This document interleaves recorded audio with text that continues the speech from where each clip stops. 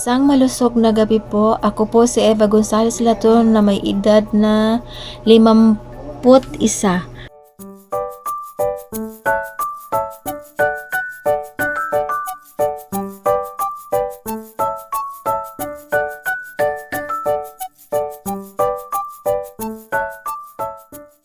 Naninirahan sa Barangay Buton Buwak, Marinduque.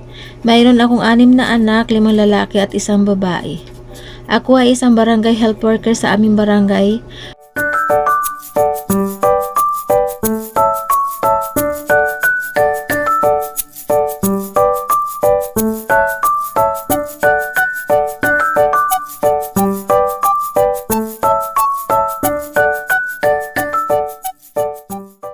Gising ko sa umaga habang nagluluto ng umagahan, ako po'y nag-i-exercise at pagkatapos pag may schedule po ako sa health center, pumupunta po ako para mag-duty na ang aming gawain bilang volunteer sa barangay ay mag-BP, gumawa ng mga report, assist sa midwife ng pagbaksin at mag-alaga ng mga buntis hanggang sa mga anak.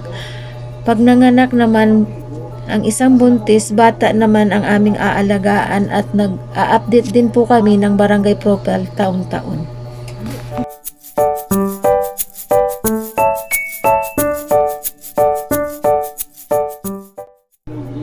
At pagkatapos at pag nasa bahay ako, nilalaan ko naman ang aking oras sa paglalaba at paglilinis ng aming tahanan. Siyempre, hindi mawala ang aming banding ng aming mga anak tulad ng kwentuhan sa oras ng hapagkainan. Doon po kami magkakaroon ng banding ng buo kong pamilya. Mahirap maging nanay pero masaya ako dahil nagkaroon ako ng mabuting asawa at mabuting mga anak.